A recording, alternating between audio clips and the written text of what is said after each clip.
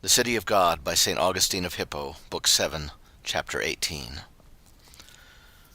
A far more credible account of these gods is given when it is said that they were men, and that to each one of them sacred rites and solemnities were instituted according to his particular genius, manners, actions, circumstances, which rites and solemnities, by gradually creeping through the souls of men, which are like demons, and eager for things which yield them sport, were spread far and wide, the poets adorning them with lies, and false spirits seducing men to receive them. For it is far more likely that some youth, either impious himself, or afraid of being slain by an impious father, being desirous to reign, dethroned his father, than that, according to Varro's interpretation, Saturn was overthrown by his son Jupiter. For cause which belongs to Jupiter is before seed which belongs to Saturn. For had this been so, Saturn would never have been before Jupiter, nor would he have been the father of Jupiter. For cause always precedes seed, and is never generated from seed. But when they seek to honor by natural interpretation most vain fables or deeds of men, even the acutest men are so perplexed that we are compelled to grieve for their folly also. Chapter 19. They said, says Varro, that Saturn was wont to devour all that sprang from him, because seeds returned to the earth from whence they sprang.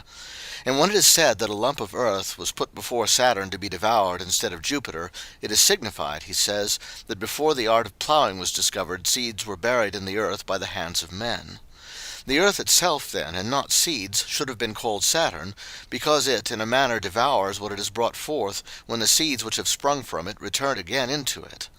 And what has Saturn's receiving of a lump of earth instead of Jupiter to do with this, that the seeds were covered in the soil by the hands of men? Was the seed kept from being devoured, like other things, by being covered with the soil?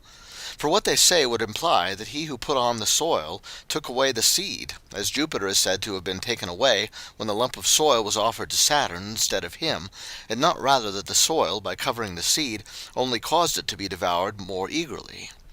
Then, in that way, Jupiter is the seed, and not the cause of the seed, as was said a little before.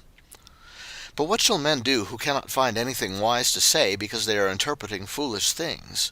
Saturn has a pruning knife. That, says Varro, is on account of agriculture.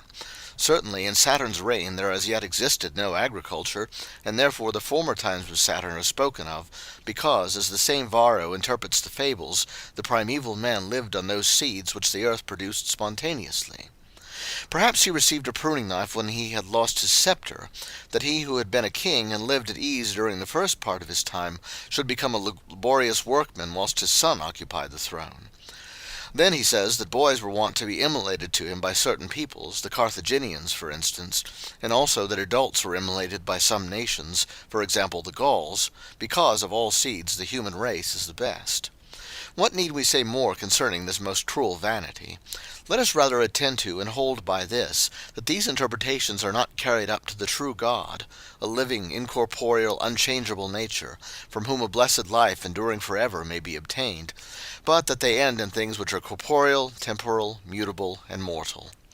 And whereas it is said in the fables that Saturn castrated his father Chelus, this signifies, says Varro, that the divine seed belongs to Saturn and not to Chelus, for this reason, as far as a reason can be discovered, namely that in heaven nothing is born from seed.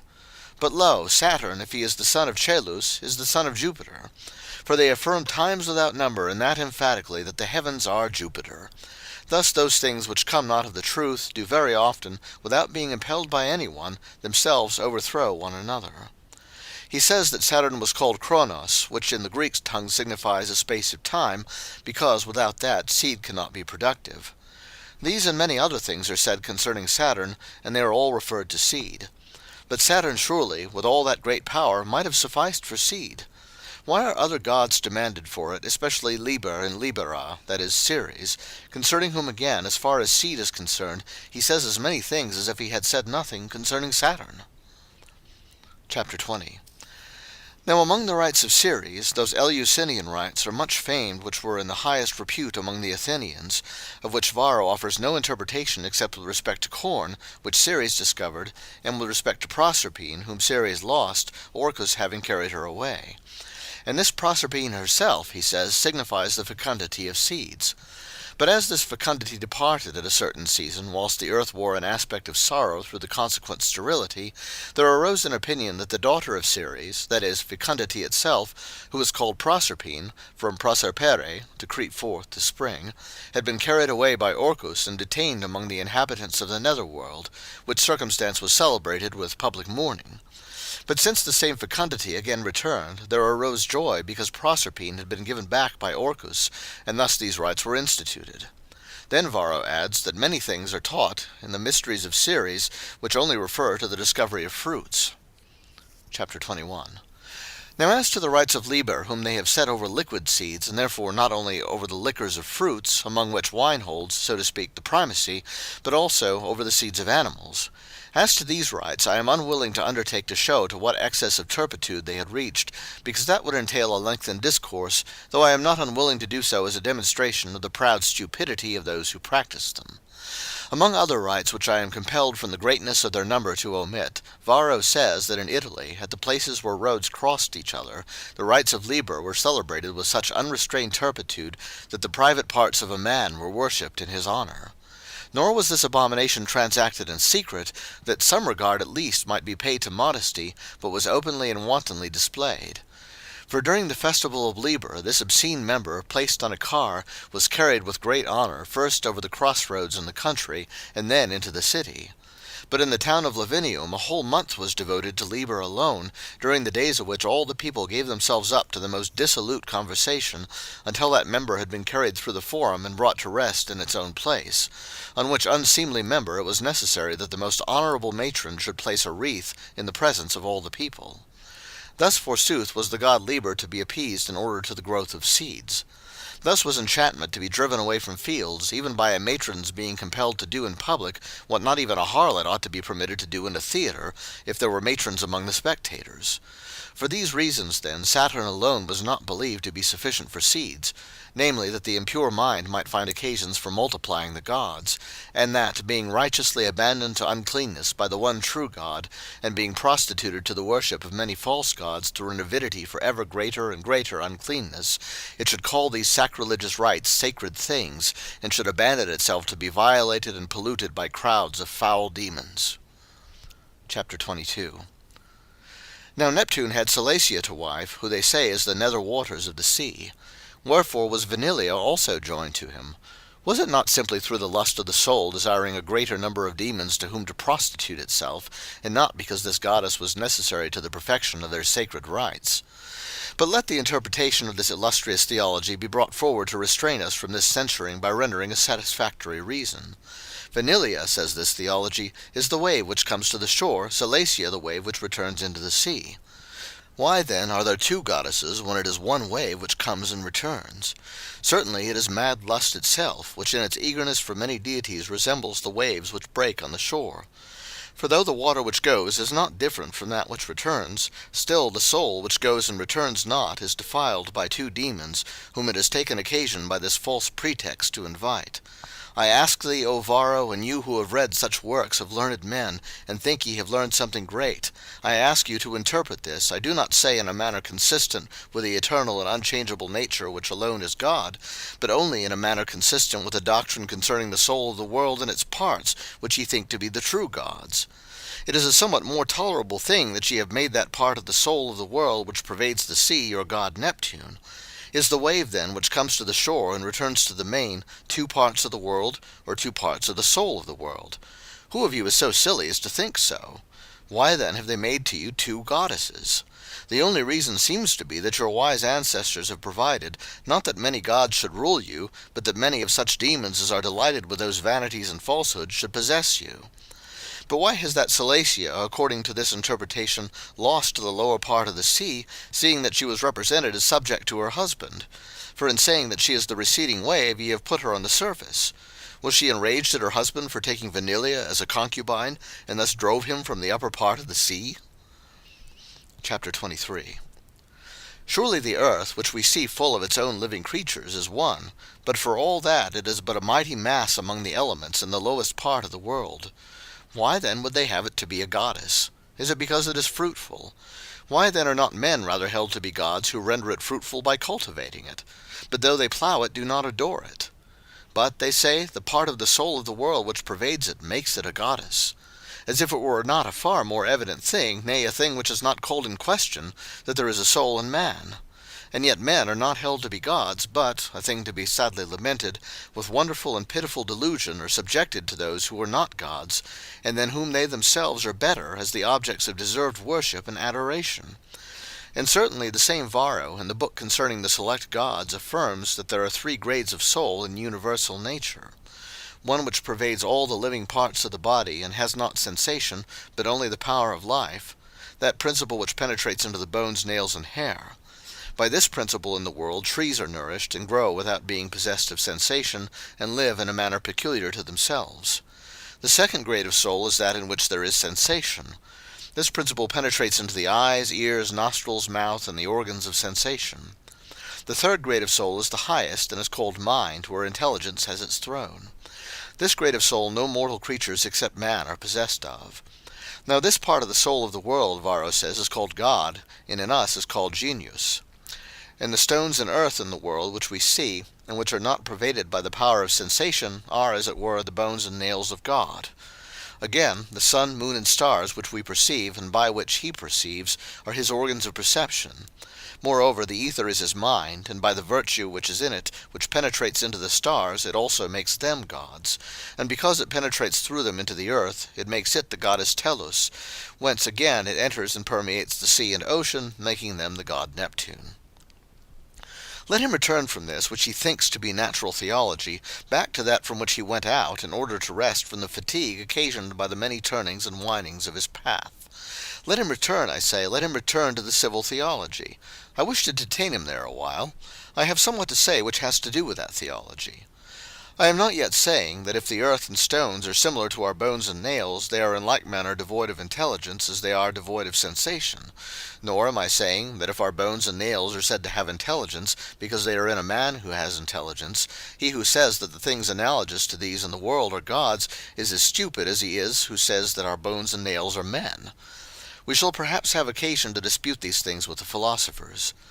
At present, however, I wish to deal with Varro as a political theologian, for it is possible that though he may seem to have wished to lift up his head, as it were, into the liberty of natural theology, the consciousness that the book with which he was occupied was one concerning a subject belonging to civil theology may have caused him to relapse into the point of view of that theology, and to say this in order that the ancestors of his nation and other states might not be believed to have bestowed on Neptune an irrational worship.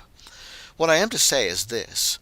Since the earth is one, why has not that part of the soul of the world which permeates the earth made it that one goddess which he calls Tellus? But had it done so, what then had become of Orcus, the brother of Jupiter and Neptune, whom they call Father Dis? And where, in that case, had been his wife Proserpine, who, according to another opinion given in the same book, is called not the fecundity of the earth, but its lower part? But if they say that part of the soul of the world, when it permeates the upper part of the earth, makes the god Father Dis, but when it pervades the nether part of the same, the goddess Proserpine, what in that case will that Tellus be? For all that which she was has been divided into these two parts and these two gods, so that it is impossible to find what to make or where to place her as a third goddess, except it be said that those divinities Orcus and Proserpine are the one goddess Tellus, and that they are not 3 gods, but 1 or 2, whilst notwithstanding they are called 3, held to be 3, worshipped as 3, having their own several altars, their own shrines, rites, images, priests, whilst their own false demons also through these things defile the prostituted soul. Let this further question be answered. What part of the earth does a part of the soul of the world permeate in order to make the god Telumo? No, says he, but the earth being one and the same has a double life, the masculine which produces seed, and the feminine which receives and nourishes the seed. Hence it has been called Tellus from the feminine principle, and Telumo from the masculine. Why then do the priests, as he indicates, perform divine service to 4 gods, 2 others being added, namely to Tellus, Telumo, Altor, and Rusor? We have already spoken concerning Tellus and Telumo. But why do they worship Altor? Because, says he, all that springs of the earth is nourished by the earth. Wherefore do they worship Rusor? Because all things return back again to the place whence they proceeded.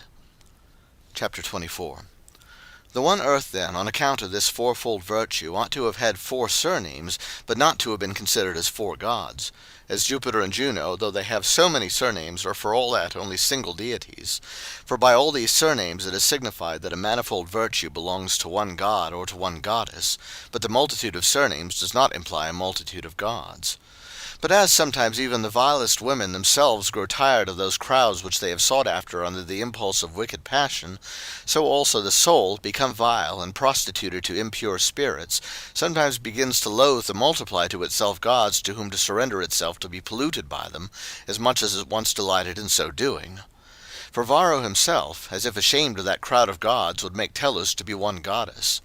They say, says he, that whereas the one great mother has a tympanum, it is signified that she is the orb of the earth, whereas she has towers on her head, towns are signified, and whereas seats are fixed round about her, it is signified that whilst all things move, she moves not.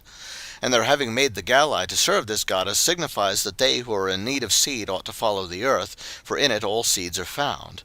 By their throwing themselves down before her, it is taught, he says, that they who cultivate the earth should not sit idle, for there is always something for them to do. The sound of the cymbals signifies the noise made by the throwing of iron utensils, and by men's hands, and all other noises connected with agricultural operations. And these cymbals are of brass, because the ancients used brazen utensils in their agriculture before iron was discovered. They place beside the goddess an unbound and tame lion, to show that there is no kind of land so wild and so excessively barren as that it would be profitless to attempt to bring it in and cultivate it. Then he adds that because they gave many names and surnames to Mother Tellus, it came to be thought that these signified many gods. They think, says he, that Tellus is Ops because the earth is improved by labor, Mother because it brings forth much, Great because it brings forth seed, Proserpine because fruits creep forth from it, Vesta because it is invested with herbs. And thus, says he, they not at all absurdly identify other goddesses with the earth. If then it is one goddess, though if the truth were consulted it is not even that, why do they nevertheless separate it into many? Let there be many names of one goddess, and let there not be as many goddesses as there are names. But the authority of the erring ancients weighs heavily on Varro, and compels him, after having expressed this opinion, to show signs of uneasiness. For he immediately adds, with which things the opinion of the ancients, who thought that there were really many goddesses, does not conflict. How does it not conflict, when it is entirely a different thing to say that one goddess has many names, and to say that there are many goddesses? But it is possible, he says, that the same thing may both be one, and yet have in it a plurality of things. I grant that there are many things in one man. Are there therefore in him many men? In like manner, in one goddess there are many things. Are there therefore also many goddesses? But let them divide, unite, multiply, reduplicate, and implicate as they like. These are the famous mysteries of Tellus and the Great Mother, all of which are shown to have reference to mortal seeds and to agriculture.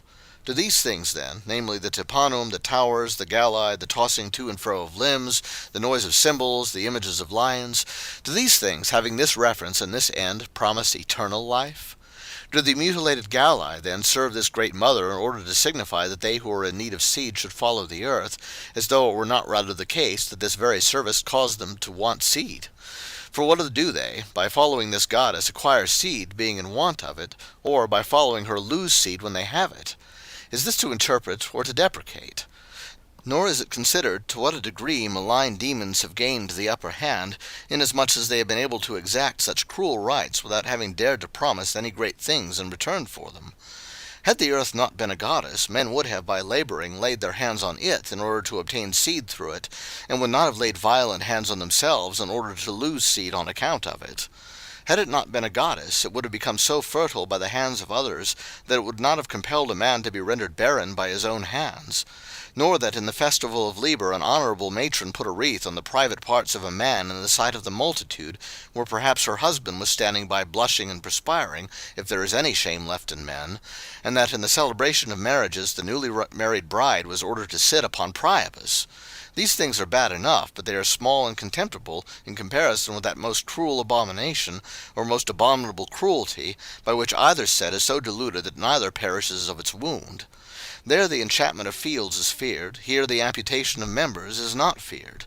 There the modesty of the bride is outraged, but in such a manner as that neither her fruitfulness nor even her virginity is taken away. Here a man is so mutilated that he is neither changed into a woman nor remains a man. Chapter 25. Varro has not spoken of that Attis, nor sought out any interpretation for him, in memory of whose being loved by Ceres the Gallus is mutilated. But the learned and wise Greeks have by no means been silent about an interpretation so holy and so illustrious. The celebrated philosopher Porphyry has said that Attis signifies the flowers of spring, which is the most beautiful season, and therefore was mutilated because the flower falls before the fruit appears. They have not then compared the man himself, or rather that semblance of a man they called Attis, to the flower, but his male organs. These indeed fell whilst he was living. Did I say fell? Nay, truly they did not fall, nor were they plucked off, but torn away. Nor when that flower was lost did any fruit follow, but rather sterility. What then do they say is signified by the castrated Attis himself, and whatever remained to him after his castration? To what do they refer that? What interpretation does that give rise to? Do they, after vain endeavors to discover an interpretation, seek to persuade men that that is rather to be believed which report has been made public, and which also has been written concerning his having been a mutilated man?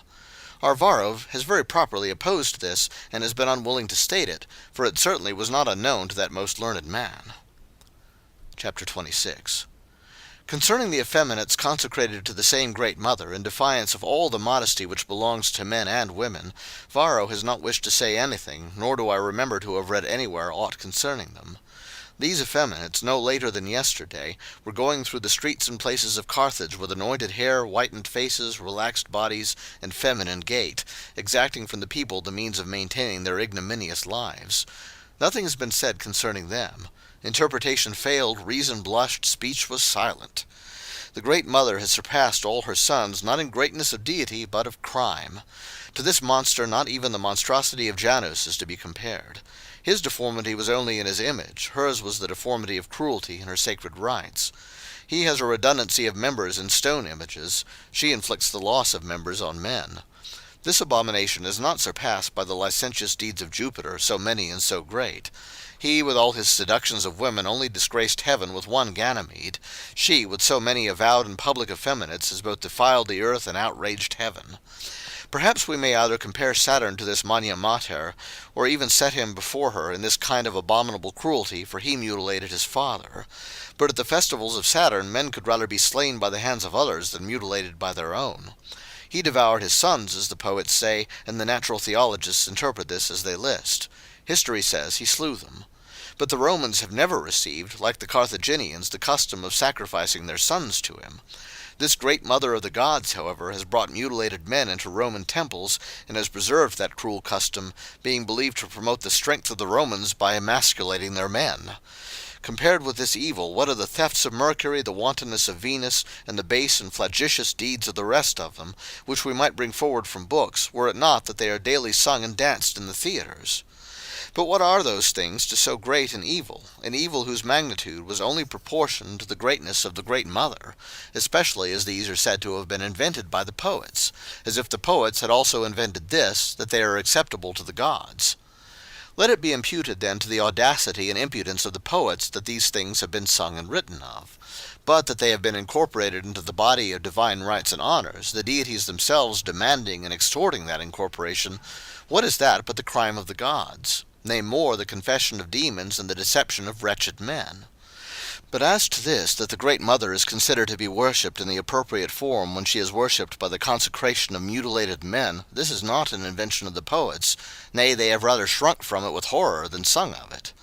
Ought anyone, then, to be consecrated to these select gods, that he may live blessedly after death, consecrated to whom he could not live decently before death, being subjected to such foul superstitions, and bound over to unclean demons? But all these things, said Varro, are to be referred to the world. Let him consider if it be not rather to the unclean. But why not refer that to the world which is demonstrated to be in the world? We, however, seek for a mind which, trusting to true religion, does not adore the world as its God, but for the sake of God praises the world as a work of God, and purified from mundane defilements, comes pure to God himself who founded the world. Chapter 27. We see that these select gods have indeed become more famous than the rest, not, however, that their merits may be brought to light, but that their opprobrious deeds may not be hid. Whence it is more credible that they were men, as not only poetic but also historical literature has handed down. For this which Virgil says, "Then from Olympus' heights came down good Saturn, exiled from his throne by Jove, his mightier heir," and what follows with reference to this affair is fully related by the historian Euhemerus, and has been translated into Latin by Ennius. And as they who have written before us in the Greek or in the Latin tongue against such errors as these have said much concerning this matter, I have thought it unnecessary to dwell upon it.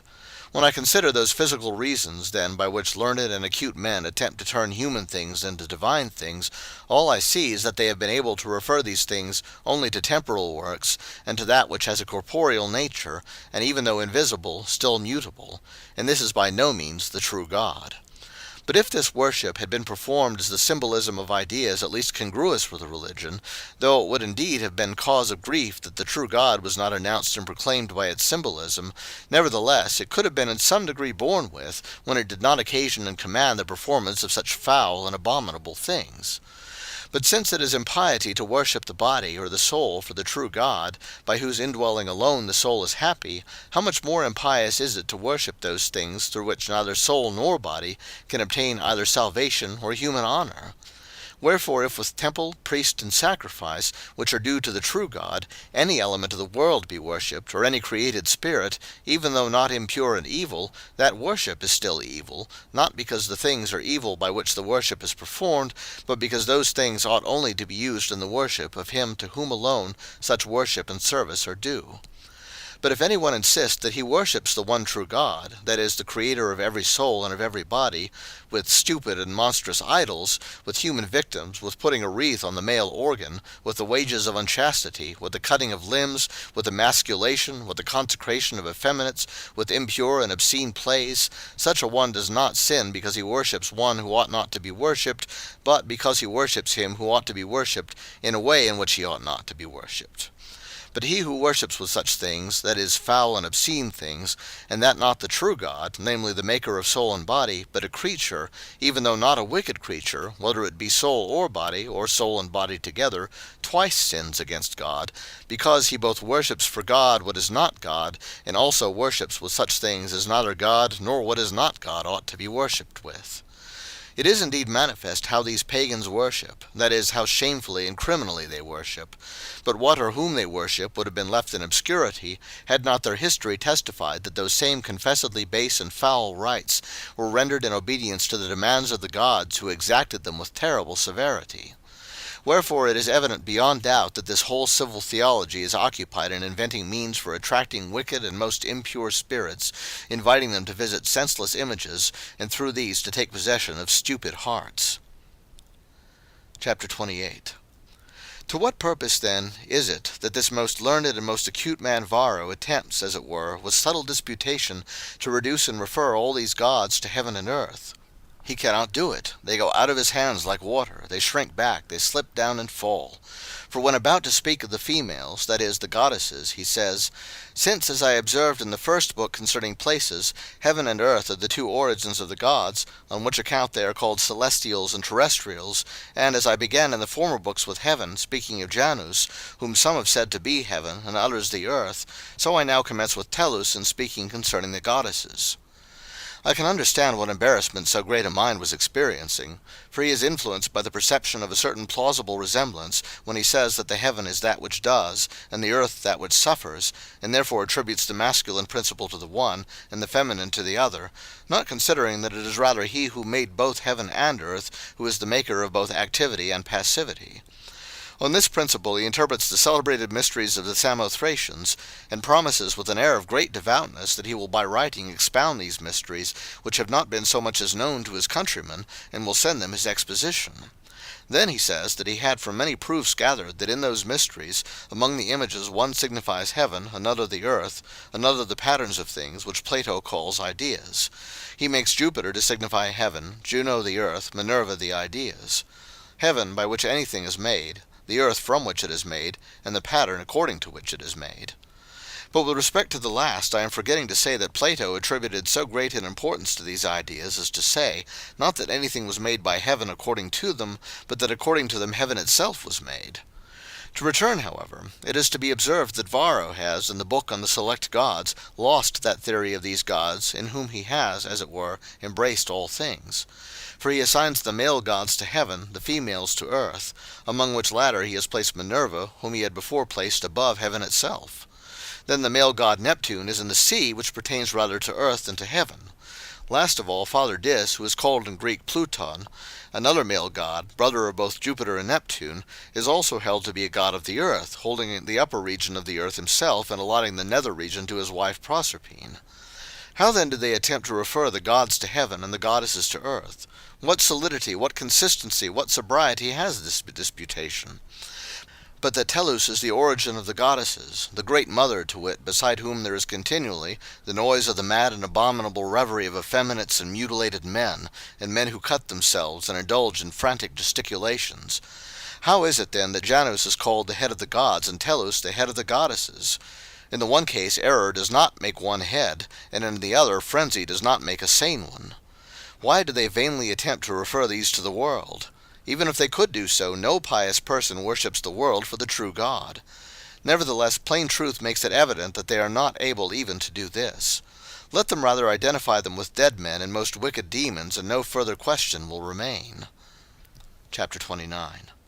For all those things which, according to the account given of those gods, are referred to the world by so-called physical interpretation, may, without any religious scruple, be rather assigned to the true God, who made heaven and earth, and created every soul and every body. And the following is the manner in which we see that this may be done.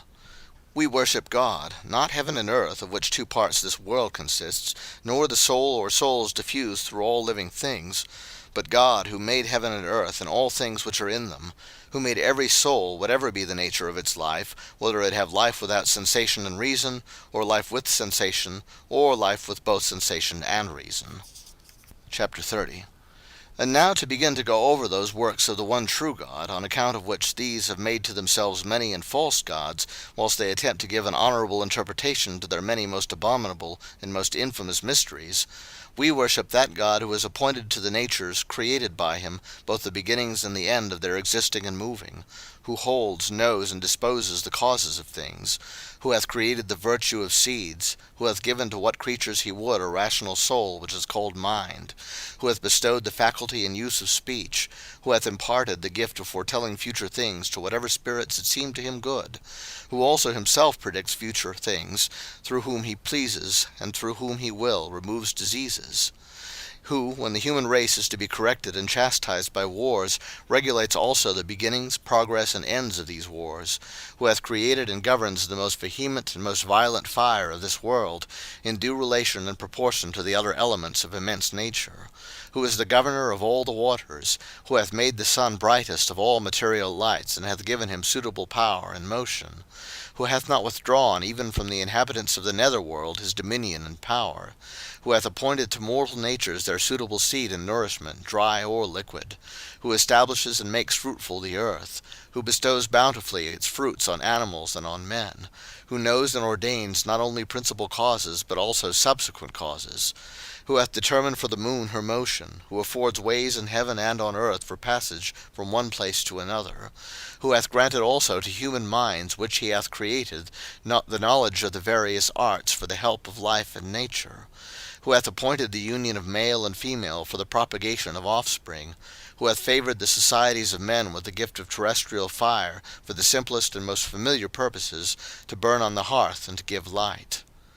These are, then, the things which that most acute and most learned man Varro has labored to distribute among the select gods, by I know not what physical interpretation, which he has got from other sources, and also conjectured for himself.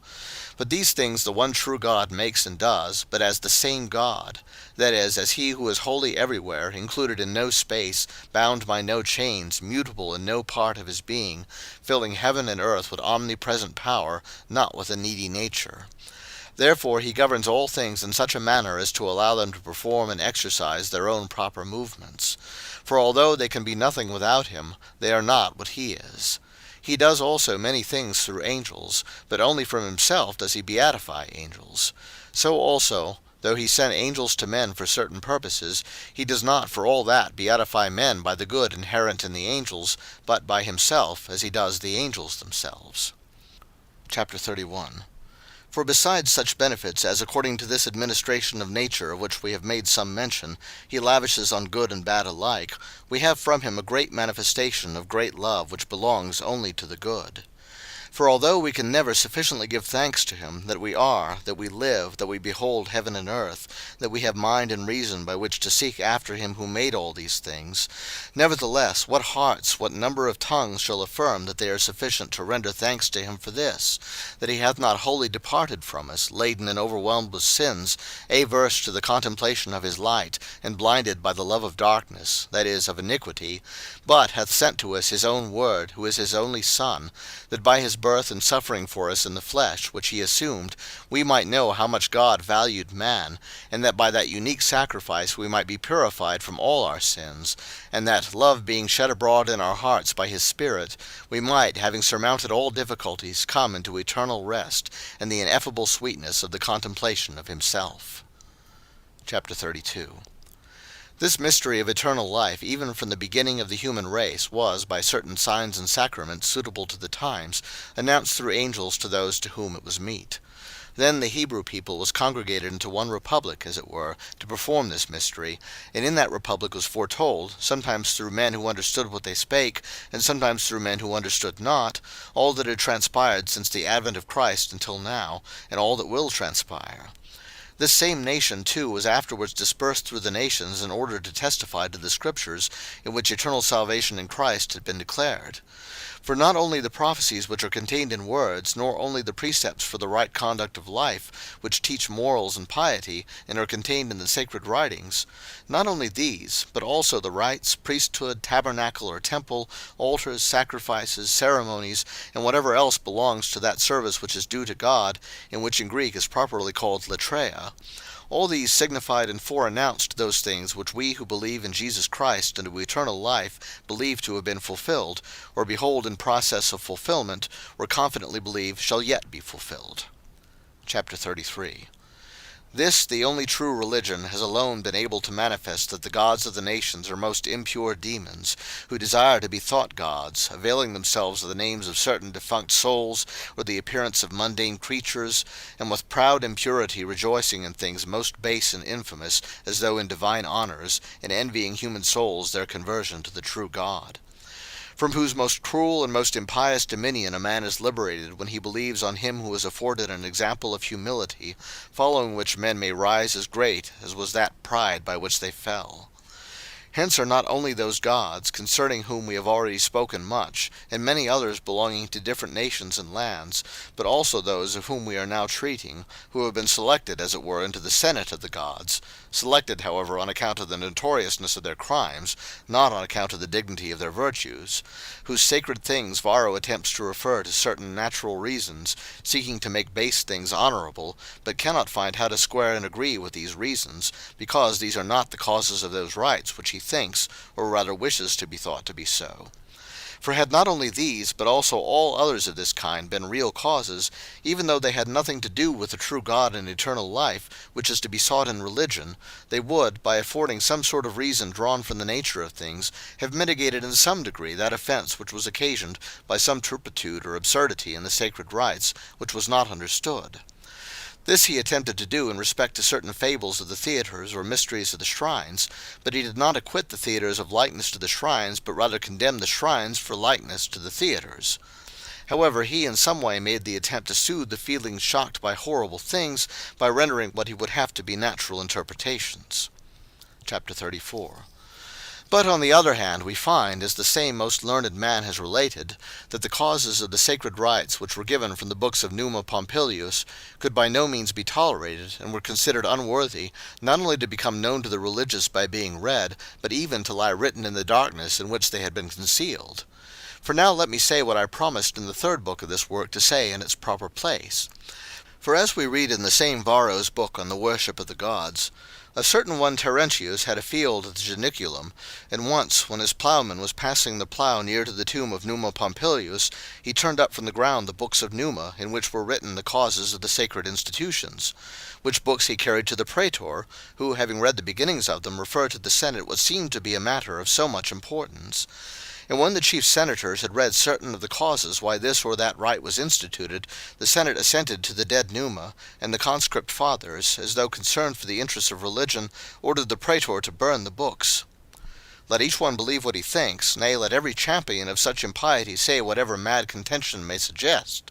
For my part, let it suffice to suggest that the causes of those sacred things which were written down by King Numa Pompilius, the institutor of the Roman rites, ought never to have become known to people or senate, or even to the priests themselves, and also that Numa himself attained to these secrets of demons by an illicit curiosity, in order that he might write them down, so as to be able by reading to be reminded of them. However, though he was king, and had no cause to be afraid of any one, he neither dared to teach them to any one, nor to destroy them by obliteration, or any other form of destruction. Therefore, because he was unwilling that any one should know them, lest men should be taught infamous things, and because he was afraid to violate them, lest he should enrage the demons against himself, he buried them in what he thought a safe place, believing that a plough could not approach his sepulchre. But the Senate, fearing to condemn the religious solemnities of their ancestors, and therefore compelled to assent to Numa, were nevertheless so convinced that those books were pernicious, that they did not order them to be buried again, knowing that human curiosity would thereby be excited to seek with far greater eagerness after the matter already divulged, but ordered the scandalous relics to be destroyed with fire. Because, as they thought it was now a necessity to perform those sacred rites, they judged that the error arising from ignorance of their causes was more tolerable than the disturbance which the knowledge of them would occasion the state. Chapter 35. For Numa himself also, to whom no prophet of God, no holy angel was sent, was driven to have recourse to hydromancy, that he might see the images of the gods in the water, or rather appearances whereby the demons made sport of him, and might learn from them what he ought to ordain and observe in the sacred rites. This kind of divination, says Varro, was introduced by the Persians, and was used by Numa himself, and at an after time by the philosopher Pythagoras. In this divination, he says, they also inquire at the inhabitants of the netherworld, and make use of blood, and this the Greeks call nekromanteon. But whether it be called necromancy or hydromancy, it is the same thing, for in either case the dead are supposed to foretell future things. But by what artifices these things are done, let themselves consider. For I am unwilling to say that these artifices were wont to be prohibited by the laws, and to be very severely punished even in the Gentile states, before the advent of our Saviour. I am unwilling, I say, to affirm this, for perhaps even such things were then allowed. However, it was by these arts that Pompilius learned those sacred rites which he gave forth as facts, whilst he concealed their causes, for even he himself was afraid of that which he had learned. The Senate also caused the books in which those causes were recorded to be burned. What is it, then, to me, that Varro attempts to adduce all sorts of fanciful physical interpretations, which if these books had contained, they would certainly not have been burned? For otherwise the conscript fathers would also have burned those books which Varro published and dedicated to the high priest Caesar. Now Numa is said to have married the nymph Egeria, because, as Varro explains it in the forementioned book, he carried forth water wherewith to perform his hydromancy. Thus facts are wont to be converted into fables through false colorings. It was by that hydromancy, then, that over-curious Roman king learned both the sacred rites which were to be written in the books of the priests, and also the causes of those rites, which latter, however, he was unwilling that any one besides himself should know. Wherefore he made these causes, as it were, to die along with himself, taking care to have them written by themselves, and removed from the knowledge of men by being buried in the earth. Wherefore the things which are written in those books were either abominations of demons, so foul and noxious as to render that whole civil theology execrable, even in the eyes of such men as those senators, who had accepted so many shameful things in the sacred rites themselves, or they were nothing else than the accounts of dead men, whom through the lapse of ages almost all the Gentile nations had come to believe to be immortal gods, whilst those same demons were delighted even with such rites, having presented themselves to receive worship under pretense of being those very dead men whom they had caused to be thought immortal gods by certain fallacious miracles performed in order to establish that belief. But by the hidden providence of the true God these demons were permitted to confess these things to their friend Numa, having been gained by those arts through which necromancy could be performed, and yet were not constrained to admonish him rather at his death to burn than to bury the books in which they were written. But in order that these books might be unknown, the demons could not resist the plough by which they were thrown up, or the pen of Varro, through which the things that were done in reference to this matter have come down even to our knowledge. For they are not able to effect anything which they are not allowed, but they are permitted to influence those whom God, in his deep and just judgment, according to their deserts, gives over either to be simply afflicted by them, or to be also subdued and deceived. But how pernicious these writings were judged to be, or how alien from the worship of the true divinity, may be understood from the fact that the Senate preferred to burn what Pompilius had hid, rather than to fear what he feared, so that he could not dare to do that. Wherefore let him who does not desire to live a pious life even now seek eternal life by means of such rites. But let him who does not wish to have fellowship with malign demons have no fear for the noxious superstition wherewith they are worshipped, but let him recognize the true religion by which they are unmasked and vanquished. End of Book 7, chapters 18 through 35.